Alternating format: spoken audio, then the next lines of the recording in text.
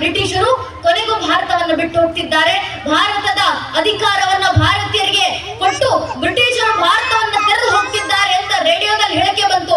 ಭಾರತಕ್ಕೆ ಸ್ವತಂತ್ರ ಸಿಕ್ಕಿದೆ ಅಂತ ಘೋಷಣೆಗಳು ಬಂದ ಕೂಡಲೇ ಎಲ್ಲೆಡೆ ತೋಪುಗಳ ಆರ್ಭಟಗಳಾದವು, ಎಲ್ಲೆಡೆ ಭಾರತ ಮಾತಾ ಕಿ ಜೈ ಘೋಷಣೆಗಳು ಕೇಳಿ ಬಂದು ರೇಡಿಯೋದಲ್ಲಿ ಆ ಮಾತುಗಳನ್ನ ಕೇಳಿದಂತ ಅಜಿತ್ ಸಿಂಗ್ ಅವರು ಕಣ್ಣೀಡುತ್ತಾ ಕೊನೆಗೆ ತಾಯಿ ಭಾರತ ಮಾತೆಗೆ ಭಾರತ್ ಮಾತಾ ಕಿ ಜೈ ಅಂತ ಒಂದು ಘೋಷಣೆಯನ್ನು ಹಾಕಿ ಕಣ್ಣು ಮುಚ್ಚಿದ್ರು.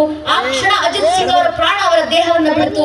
ಭಾರತಕ್ಕೆ ಸ್ವತಂತ್ರ ಸಿಕ್ಕಿದೆ ಅನ್ನೋ ಒಂದು ಮಾತನ್ನ ಕೇಳಲಿಕ್ಕೆ ಇಡೀ ಜೀವನವನ್ನು ಅರ್ಪಣೆ ಮಾಡಿದಂತ ಭಗತ್ ಸಿಂಗರ ಚಿಕ್ಕಪ್ಪ ಅಜಿತ್ ಸಿಂಗ್ ಭಾರತಕ್ಕೆ ಸ್ವತಂತ್ರ ಬಂತು ಅನ್ನೋ ಒಂದು ಮಾತನ್ನ ರೇಡಿಯೋದಲ್ಲಿ ಕೇಳಿ ಆ ಕ್ಷಣ ಭಾರತ ಮಾತೆಗೆ ಜೈಕಾರವನ್ನು ಹಾಕಿ ಪ್ರಾಣ ಬಿಟ್ರು.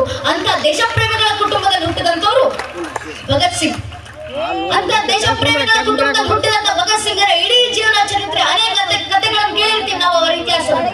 ಚಿಕ್ಕಂದಿನಲ್ಲಿ ಅಪ್ಪ ಕಿಶನ್ ಸಿಂಗರ ಜೊತೆ ಗದ್ದೆಗೆ ಹೋದಂತ ಪುಟ್ಟ ಹುಡುಗ ಭಗತ್ ಸಿಂಗ್ ಗದ್ದೆಯನ್ನ